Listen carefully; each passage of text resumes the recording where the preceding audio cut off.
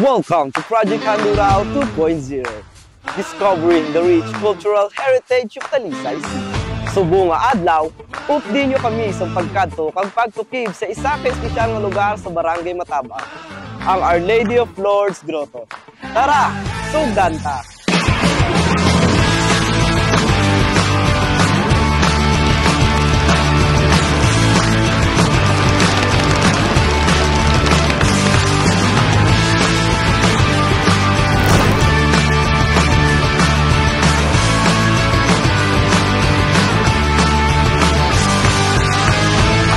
Ang Barangay Matabang nangin baryo kag opisyal nga natukod sang tuig 1959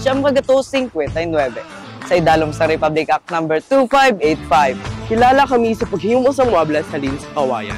Tungod sini, giniselebrar namon ang Kawayan Festival nga nagapakita sang amon talento kag pagpasinungog sang pagkamamugnaon sang komunidad dagay kaduwa sang Marso. Apang hindi lang kami nagkapabugal sa Kawayan, kundi isa sa among ginapabugal ang among mabakod nga pagtubo.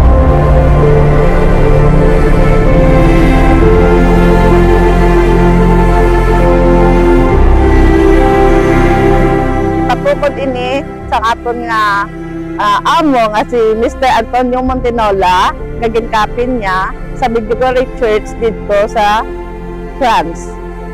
May-ari na tasubong Free Rome, Station of the Cross, kag Holy Garden. Ang mga santos himo ni Elizalde Gonzales. Sa tagsa kahalad kag pakmuyo nga ginadala diri, nagapadayon kita sa pagkilala sang aton kultura. Halin sa gwapo nga serbisyo, Pakadto sa gwapa nga panghimanwa. ini ang Project Handurao 2.0 sa kultura kag panublion.